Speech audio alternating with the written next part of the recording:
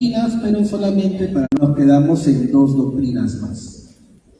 La doctrina de la presencia real es muy fácil de definir porque presencia habla de que alguien está presente y real es el modo en el que está. No está de un modo simbólico ni figurativo. Y entonces la presencia real, o la doctrina de la presencia real, dice que en la Eucaristía Cristo está realmente presente en las especies del pan y del vino, con su cuerpo, sangre, alma y divinidad. Esa es la doctrina de la presencia real. Y por otra parte tenemos la doctrina de la transubstanciación, ¿no? Trans, prefijo de cambio, ¿no? Trans, de ahí por ejemplo, cuando hemos sido chibolos, los que son más o menos de mi edad y un poco mayor, habían los dibujitos Transformers, ¿no? Los cambia de forma, ¿no? De robot a camión, de robot a nave, a helicóptero. Bien. Trans es el prefijo que indica cambio. Y substancia es aquello que supuestamente permanece. Por ejemplo, tú eres tú desde siempre. Porque a pesar de los años, sigues siendo tú. Sigo siendo yo. A pesar de los años, sigo siendo Víctor Alberto Lucero López. Es lo que permanece. Pero ¿qué ha cambiado en mí? Mi estatura, por ejemplo. ¿No? Era un niño, ahora ya soy un adulto. Cambia, por ejemplo, donde estoy. He cambiado de sitio, ¿no? He estado en el Ancón, ahora me he colocado más al centro de este estrado. El lugar de donde provengo, eso también es un accidente. Bien, entonces, para la filosofía lo que no cambia es la sustancia. Cambian los accidentes, mas no la sustancia.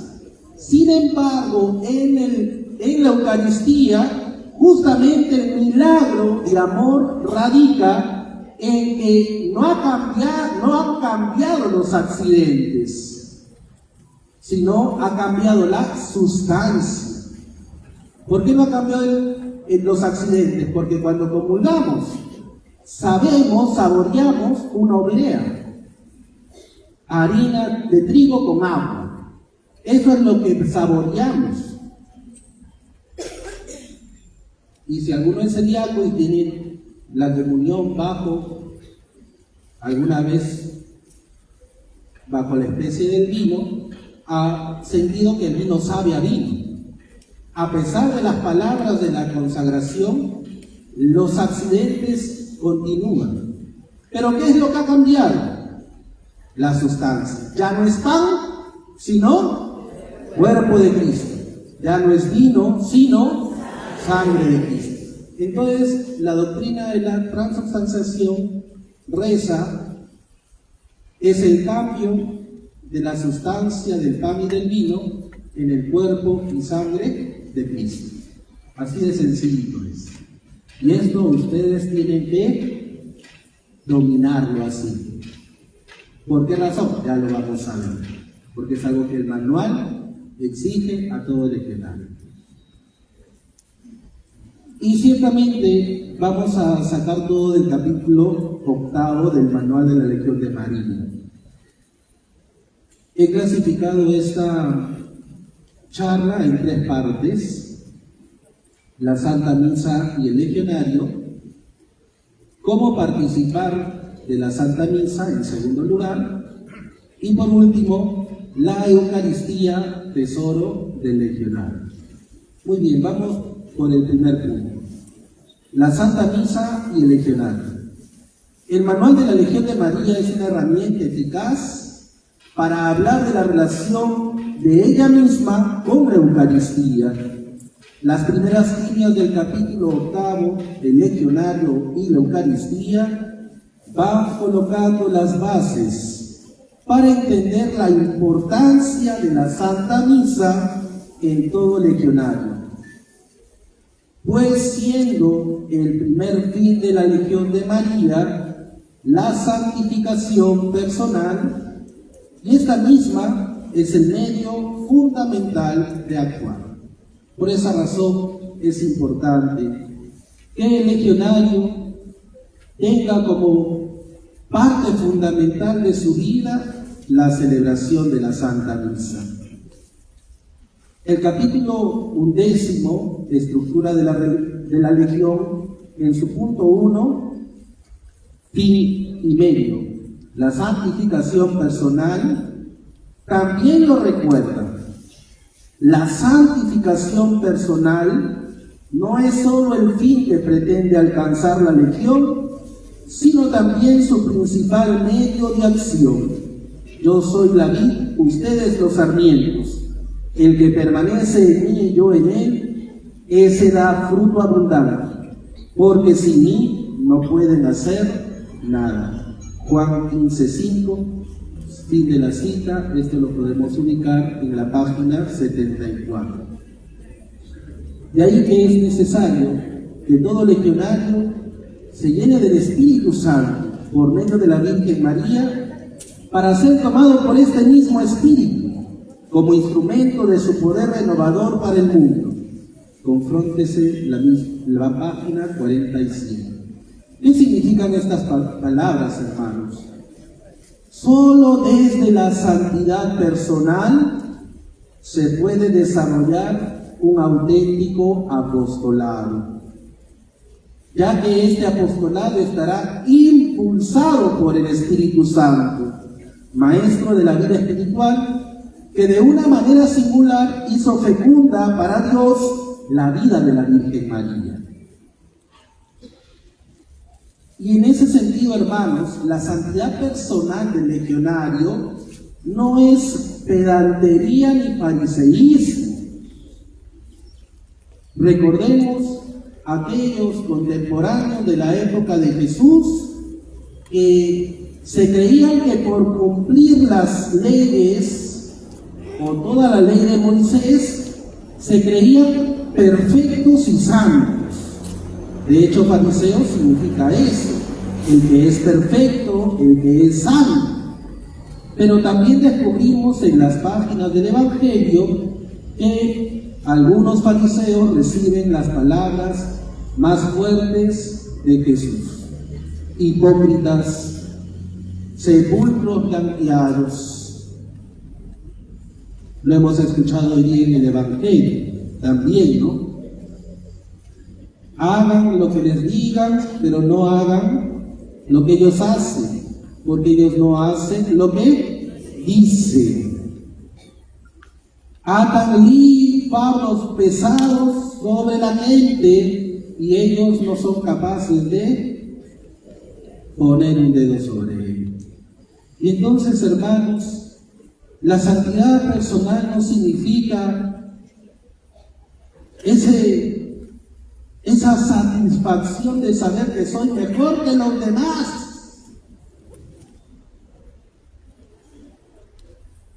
Y esto es algo que muchas veces se va metiendo sin que nos demos cuenta en nuestra vida. Soy el único que va a la misa de mi casa. Los demás, flojos, holgazanes. En el fondo, ¿qué estás diciendo? Esos pecadores se van a condenar. En cambio, yo sí voy a misa. Esa no es la santidad personal, hermanos, de la que habla la Legión de María o el manual de la Legión. Ya lo meditábamos el día ayer en el presidio, Madre de la Esperanza, ¿no? La santidad es ese estilo de vida que me ayuda a mí a poder transmitir el amor de Dios a los hermanos. Si yo vivo la santidad, no es solamente el beneficio mío.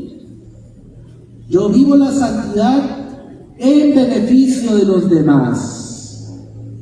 De tal manera que todas mis obras buenas que pueda realizar con la ayuda del Espíritu Santo, ciertamente, Todo eso tiene que siempre dar provecho para las almas. Mi santidad personal no puede ser solamente una vanidad en donde yo me siento mejor que los demás, me siento que estoy en el camino correcto y que por lo tanto me voy a salvar yo.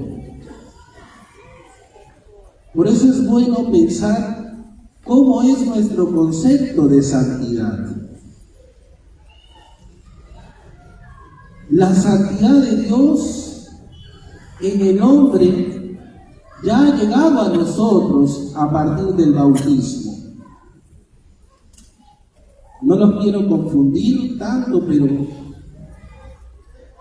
en la teología espiritual se habla de la santidad en primer lugar como una condición de excelencia y majestuosa exclusiva de Dios. Es decir, en otras palabras, el único santo es Dios, el 3 veces santo, ¿no?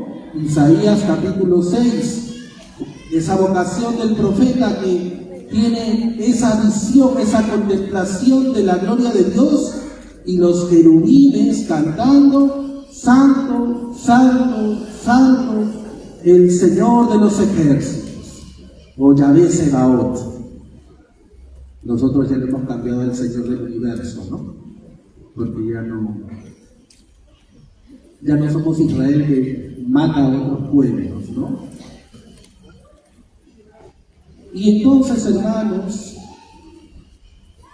a partir de esa santidad que es única de Dios, esa santidad Dios nos la hace partícipe a nosotros. Y lo ha hecho partícipe, por ejemplo, a Adán, el primer padre, nuestro padre, con los llamados dones preternaturales. ¿Por qué Adán vivía en el paraíso? Porque eso era un símbolo de la comunión del hombre con Dios.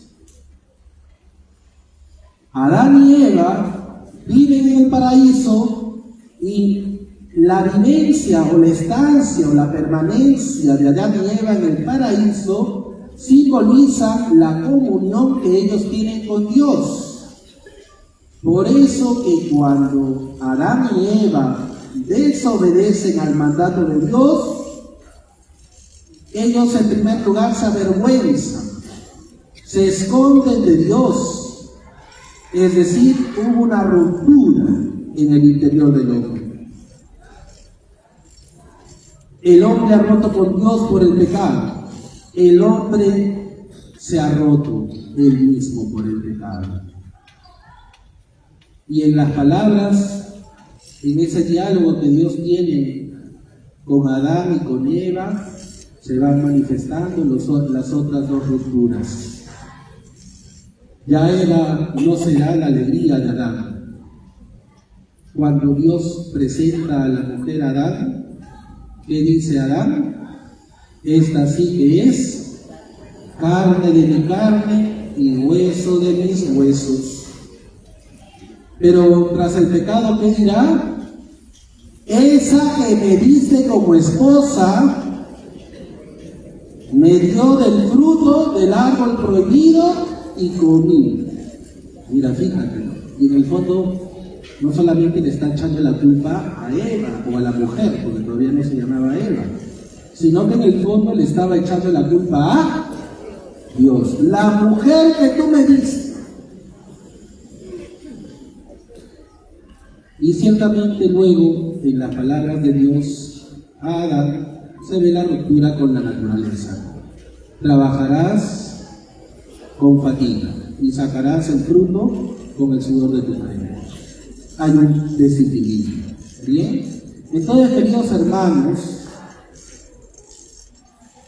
esa condición de amistad y de comunión con Dios ha sido restablecida por Cristo en la cruz y nosotros hemos sido merecedores de esa comunión a partir de nuestro bautismo. Entonces, volviendo al tema, esto es lo que los padres espirituales llaman la santidad ontológica. En nuestro ser, en lo más profundo de nuestro ser, Dios ha infundido su santidad. Y esto es posible porque somos imagen de Dios. Por eso al perro no se le bautiza, tampoco se le bautiza al gato. Así tú trates a tu perro y a tu gato como si fueran hijos, lo siento, no son imagen y semejanza de Dios. Yo quiero mucho los animales por si acaso, pero solo el hombre está llamado a vivir en íntima comunión con Dios. Esta santidad nos ha sido devuelta en el bautismo. Y a partir de esta santidad que hay en nuestro ser, que es potenciada por el Espíritu Santo, tú y yo tenemos que iniciar nuestra labor hacia la santidad. Eso es lo que los padres espirituales llaman la santidad moral o santidad psicológica. Sobre la santidad que Dios ha infundido en mí, yo trabajo, ¿no? Y por eso se va a entender que para recibir la Eucaristía hemos de estar en gracia de Dios.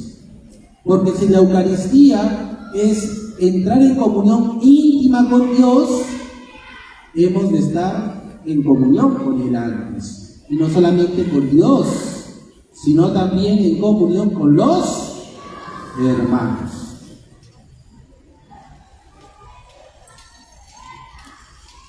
Entonces, todos los bienes y gracias celestiales brotan del único sacrificio de Jesucristo en la cruz, realizado en el Calvario. Así también lo dice el Concilio Vaticano II en la Presbyterorum Ordinis, número 5. La Sagrada Eucaristía, en efecto, contiene todo el bien espiritual de la Iglesia, es decir, Cristo mismo nuestra Pascua. De ahí que quien quiera alcanzar un alto grado de santidad no puede prescindir de la celebración de la Santa Misa, puesto que ella es la actualización del sacrificio de Cristo en la cruz, pero de manera incurrente, es decir, sin derramamiento de sangre. Por lo tanto, para nosotros los cristianos católicos, en comunión con el Papa y los obispos, la Santa Misa no es una mera representación o conmemoración de la Cena del Señor, sino la acción sagrada por la que se hace presente de manera real y verdadera el sacrificio redentor de Cristo. Y esta es la razón por la que el Papa Benedicto XVI recordaba en la exhortación apostólica post-sinodal Sacramentum Caritatis que la liturgia eucarística es esencialmente acción de Dios, que nos une a Jesús a través del Espíritu. Esto lo podemos confrontar en su número 37, Sacramentum Caritatis, numeral 37. Y esto es algo que también debemos defender, hermanos. A veces, perdonen por esta intervención, a veces incluso a los sacerdotes les cuesta entender que la Santa Misa es acción de Dios. El sacerdote en la Santa Misa no tiene que ser creativo. El sacerdote en la Santa Misa no tiene que ser el protagonista.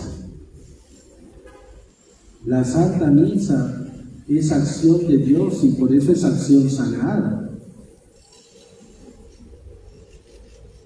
Y por eso nosotros como cuerpo legionario hemos de rezar para que los sacerdotes celebren la Santa Misa con devoción, con unción, que realmente la celebración de la Santa Misa sea un momento de encuentro con ese Dios maravilloso que se hace alimento de vida eterna para nuestras almas. La Eucaristía no puede ser un espectáculo o un show. La Eucaristía es la acción de Dios más grande que hay sobre la faz de la tierra. No hay acción más grande que la Santa Misa.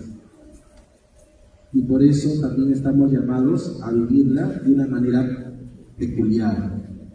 El manual señala explícitamente, palabras textuales: a la misa, pues, ha de recurrir todo legionario que desee para sí y para otros copiosa participación en los dones de la redención.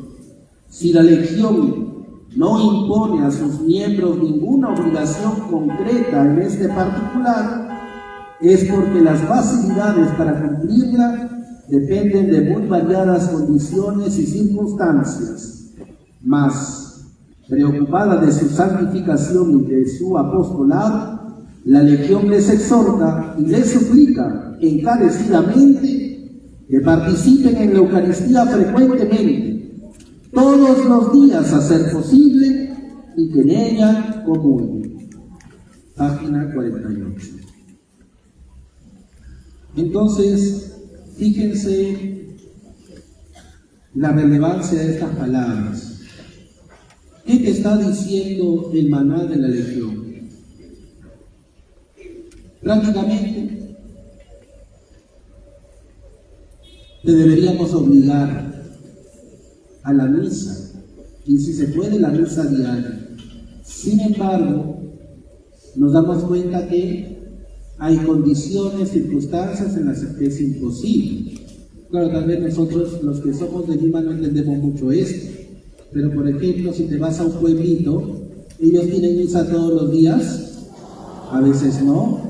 El sacerdote a veces va una vez al año, una vez al mes, ¿no? Entonces, ciertamente, el manual de la Legión tiene presente estas realidades en donde falta un sacerdote, o en donde el sacerdote tiene encargadas varias parroquias y la iglesia de cada pueblo no puede haber misa diaria, sino una vez a la semana o 2 veces a la semana como mucho. Pero, por decirlo así, de una manera criolla, al manual de la Legión no le faltan ganas para obligar la Santa Misa para aquellos que sí lo pueden hacer. Por eso, qué importante es la celebración de la Santa Misa. Y por eso empecé reafirmando la doctrina de la Iglesia Católica sobre la Eucaristía, para que realmente comprendamos que en la Eucaristía se halla todo el bien espiritual de la Iglesia, pues ahí encontramos al mismo Cristo. Segundo punto, ¿cómo participar de la Santa Misa? El manual de la Legión nos enseña: los legionarios realizan su labor en unión con María. Esto es especialmente aplicable cuando toman parte en la celebración Eucaristía. En este sentido, a ejemplo de la Virgen María, los legionarios escucharán la palabra de Dios con reverencia y con disposición de espíritu, de tal manera que con presurosa alegría la puedan llevar a la práctica. Y en esto es importante, hermanos, entender una cosa. Yo ayer a mis feligreses les predicaba, ¿no? Una cosa es la disposición a la palabra de Dios y otra cosa distinta es la obediencia. ¿Por qué razón? Porque la obediencia puede nacer de esta disposición de escucha, pero también la obediencia puede ser forzada. Entonces la pregunta es: ¿cuándo nos asemejamos a María? ¿Cuando nuestra obediencia es fruto de esta disposición de hacer la voluntad de Dios? ¿O imitamos a María cuando nuestra obediencia es forzada? La primera, es más fácil, padre, ha sido muy largo. Pero sí es importante darnos cuenta.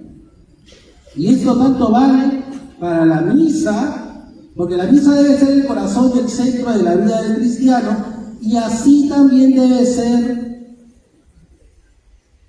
en nuestra vida y sobre todo en nuestra labor de legionarios. A veces, por ejemplo, en la asignación de trabajos, buscamos el trabajo que me es más facilito, o el trabajo que más me gusta, ¿no? ¿Es verdad o no es verdad? Ah, mira, sí es verdad. Entonces, qué importante, cómo de disposición para poder ser como María. María es esa mujer que se sabe esclava en las manos de su Señor. Y por lo tanto, María tiene esa disposición de apertura para escuchar lo que otro le dice, lo que Dios le dice. Esa es la disposición de María. Escucha para la acción, ¿no? No es como muchas veces las mamás suelen decir cuando sus hijos no obedecen, ¿no? Les entran por un oído y les sale por otro oído. Pero a veces también nosotros somos así. También nosotros somos así. Por eso qué importante es que cuando el legionario vaya a la misa, en realidad todo cristiano, pero de manera especial el legionario, vaya con esa disposición de quiero ser como María a lo largo de la Santa Misa. Y así como María, según cuenta la tradición, estaba en oración cuando el ángel Gabriel le anunció que iba a ser la Madre de Dios, pues así también nosotros, cuando vamos a la Santa Misa, con esa disposición de escucha. Mañana yo lo voy a decir en mi parroquia, pero voy adelantando, ¿no? A veces tú dices, o encuentras personas que dicen, yo ya no voy a la misa, porque el Padre siempre llama la atención, ¿no? Y justamente la segunda lectura va a ser acerca de la corrección. La corrección que se fundamenta en el amor de Dios y que Dios, que ama a sus hijos, los corrige para que ellos sean mejores. Y eso también ha de ser un sacerdote. Corrige, no porque quiera descargar la bilis sobre sus feligreses, sino porque realmente los quiere conducir por el camino hacia la patria eterna. Entonces, tengamos también nosotros esto de aquí que te he dicho, trasládalo en cada una de las situaciones de tu vida, sobre todo en la legión, ¿no? ¿Cuántos hemos sido testigos? No, yo me voy a retirar del presidio porque la presidente es tal persona. O el padre está inventando. ¿Estoy inventando? Ah, mira. Sí tengo coro, ¿eh? Tengo coro. Gracias a Dios en mi parroquia no pasa eso. Todavía. ¿No? Porque recién en diciembre tenemos un año, ¿no? Pero a veces tú escuchas mucho eso, ¿no? No, me trató mal la vicepresidenta. No, me llamó la atención porque faltaba mucho. Y entonces, mejor ya no voy porque siempre me van a criticar o siempre me van a decir porque falta. Y no quiero que nadie me controle la vida. Pero no, hermanito, no te olvides que has hecho una promesa legionaria. ¿Y qué significa eso? Que hemos de ser obedientes al manual de la Legión de María. En ese sentido, hermanos, yo les tengo que decir, después de la Sagrada Escritura, después del Catecismo de la Iglesia Católica, el manual de la Legión de María. Amén.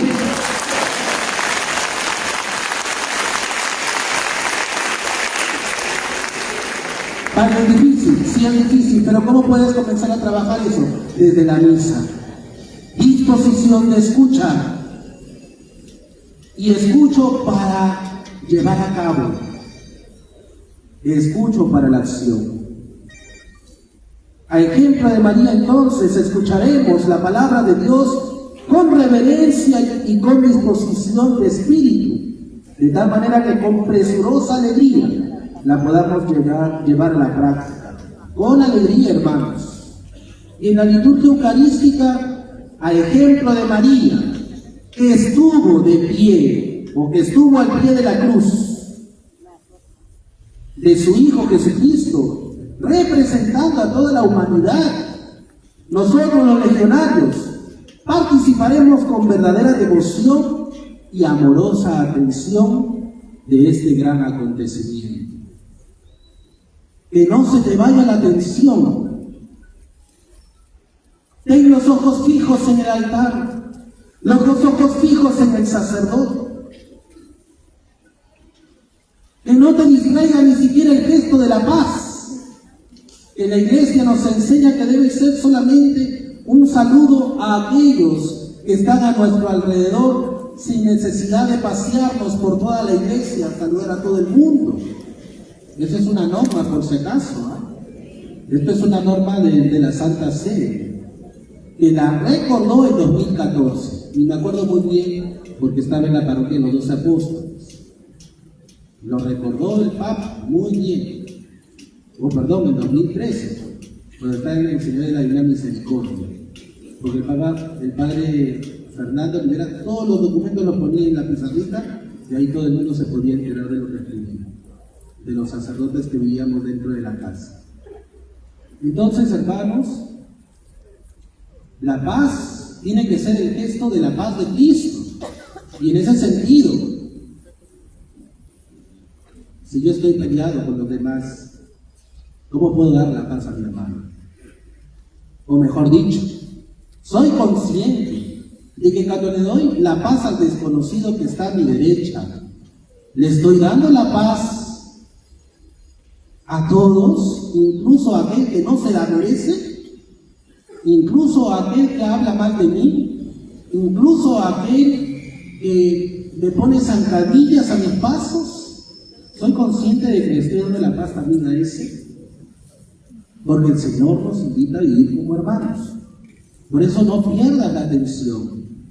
No solamente es la parte mística, en todo caso, el misticismo nos tiene que llevar a realizar lo que Cristo realizó. El misticismo quiere decir la contemplación de los misterios de Cristo.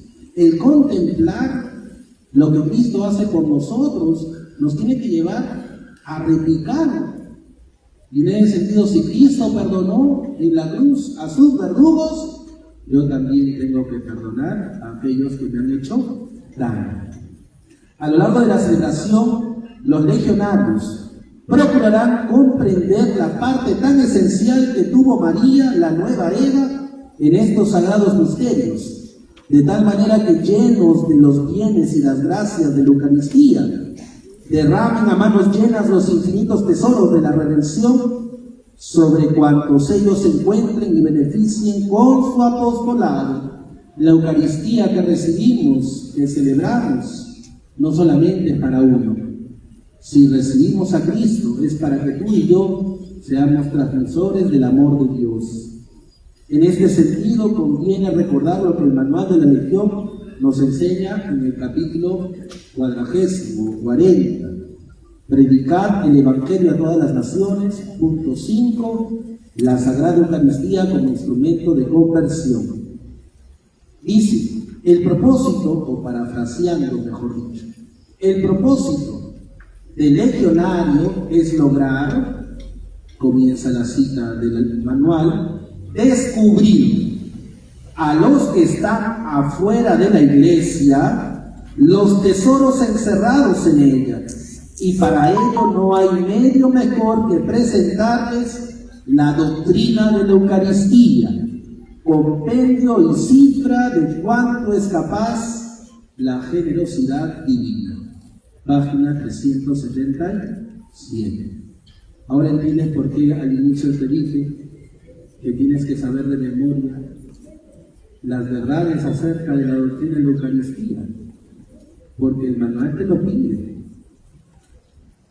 Y para ello no hay medio mejor que presentarles la doctrina de la Eucaristía, compendio y cifra de cuánto es capaz la generosidad divina.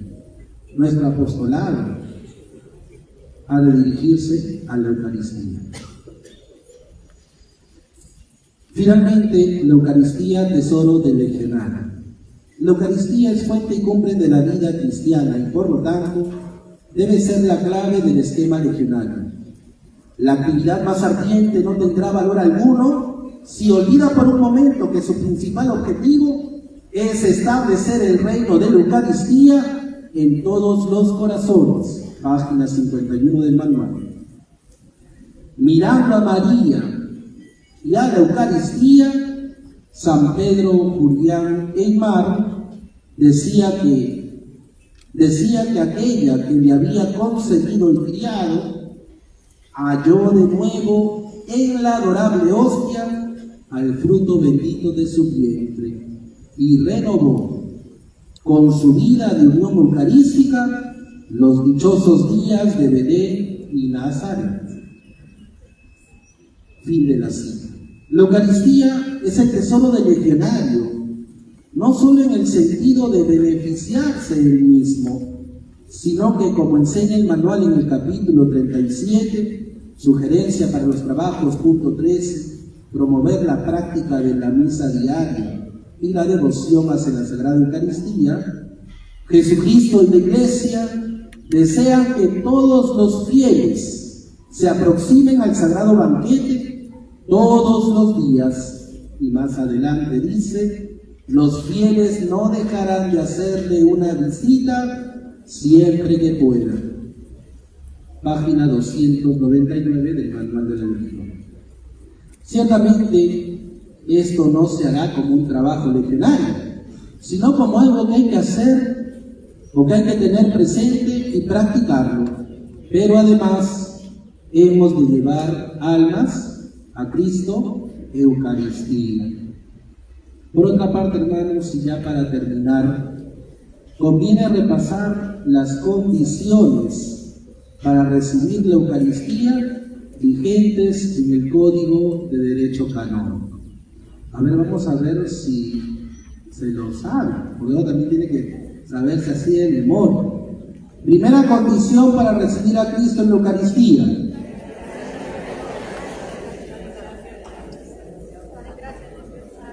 Esa es la segunda.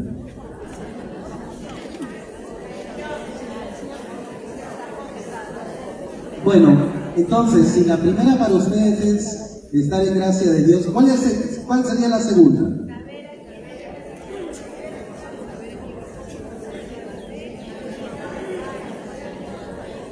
Saber a quién recibimos es la primera. La segunda, y ahorita te voy a explicar el orden lógico. Tercero, guardar el ayuno eucarístico. Muy bien. Primera condición, saber a quién se va a recibir. Los niños, la iglesia, ¿no?, prepara a los niños, ¿para qué? Para que comprendan que la Eucaristía no es un pedacito de pan, sino Cristo mismo. Cristo mismo. Por eso reciben una catequesis, para saber que ese pancito que ha sido consagrado por el sacerdote ya no es pan, sino el cuerpo de Cristo. Por eso lo más importante es saber a quién recibimos.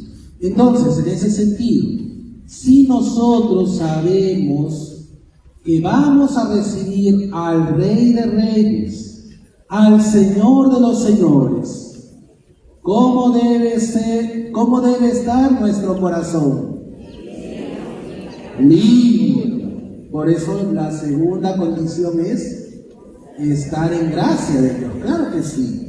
Porque no importa, en primer lugar no es estar en gracia y mandamos a todo el confesionario. No, lo primero es ser consciente a quién estoy recibiendo. Y justamente porque soy consciente a quién voy a recibir, tengo que preparar mi casa, ¿no? Si viniese una persona importante a tu hogar, no voy a decir el presidente o la presidenta, ¿no? Pero vamos a decir, imagínate que el Papa vaya a la puerta de tu casa. ¿Cómo vas a preparar la casa? Limpieza por lo menos una semana, ¿no? Para ir hasta el último rincón, hasta la última esquina, sacar la telaraña más mínima que haya, ¿no? Entonces, fíjate, justamente porque sé que voy a recibir a Cristo, el amor de los amores, el Rey de Reyes, el Señor de los Señores, tengo que preparar el corazón. Entonces la iglesia te dice que la mejor o un primer paso para esta disposición del corazón es estar en gracia de Dios.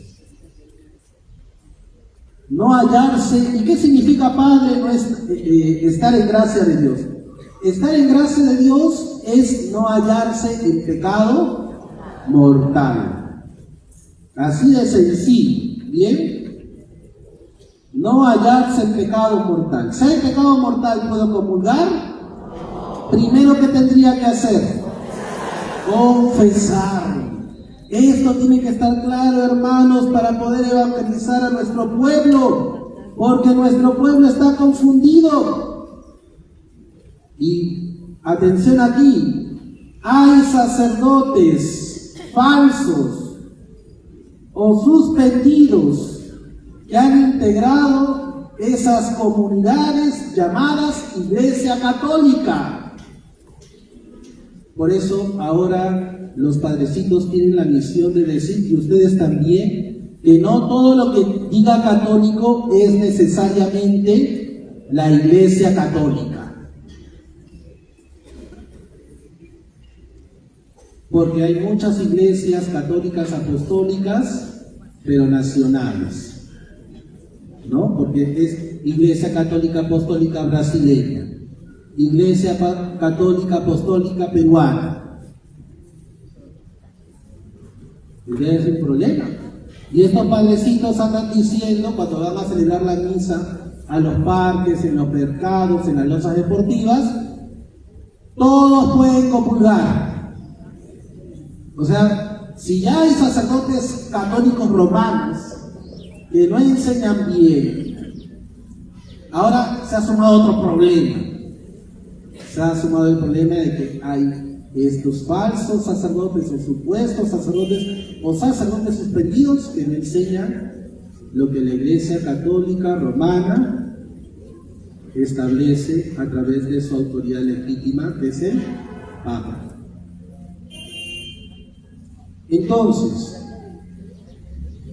si hubiese pecado mortal, no comulgar sin previa confesión sacramental. Esto está en el Código de Derecho Canónico 916. El Código de Derecho Canónico lo puedes ver en internet, está en la página de la Santa Sede. Y en el 915 dice: no ha de admitirse a la Sagrada Comunión a quienes obstinadamente persisten en un manifiesto pecado grave. Entonces, ojo, no solamente los convivientes, no, también, por ejemplo, aquel que está casado, pero día, tarde y noche le pega a su mujer y a sus hijos, y todo el barrio lo sabe. Esa persona no debería comulgar, por ejemplo, porque no está haciendo comunión en su hogar. No está dando testimonio de amor, sino todo lo contrario, violencia. Bien. Y finalmente, guardar el ayuno eucarístico. Canon 919 del Código de Derecho Canónico. ¿Qué significa guardar el ayuno eucarístico? Abstenerse o haberse abstenido de tomar cualquier alimento y bebida al menos desde una hora antes de la Sagrada Comunión, a excepción solo del agua y de las medicinas. Hay gente que tiene ascendencia del ganado o de las reses, porque están masticando chicle en plena misa y luego se acercan a comulgar. Ojo, eso, el chicle tiene una sustancia líquida que te pasas, ¿no? Y eso tiene colorantes. Ya eso es romper el ayuno. A no ser que la señora se atore, pues le das un hals, por el amor de Dios, ¿no?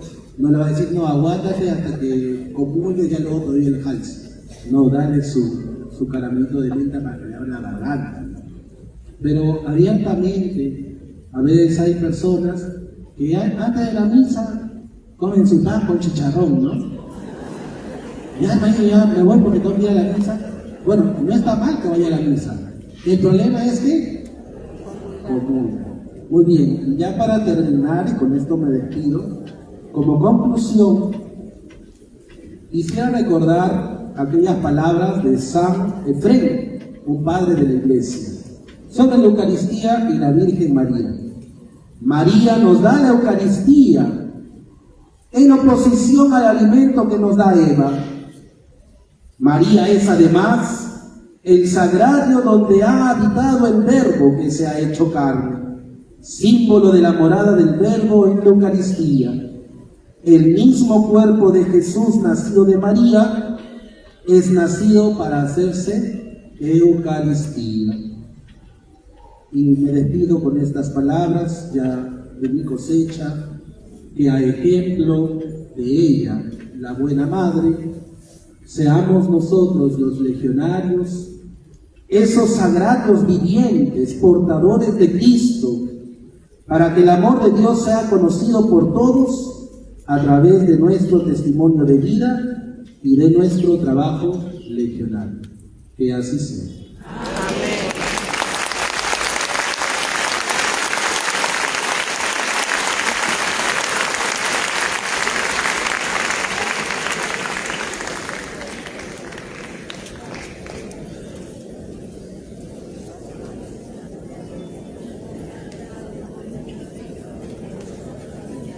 Gracias, Padre Víctor. Muy sabias palabras. Nosotros siempre gustosos de estar con usted porque sabemos cuánto ama la Legión de María. Un aplauso, hermanas.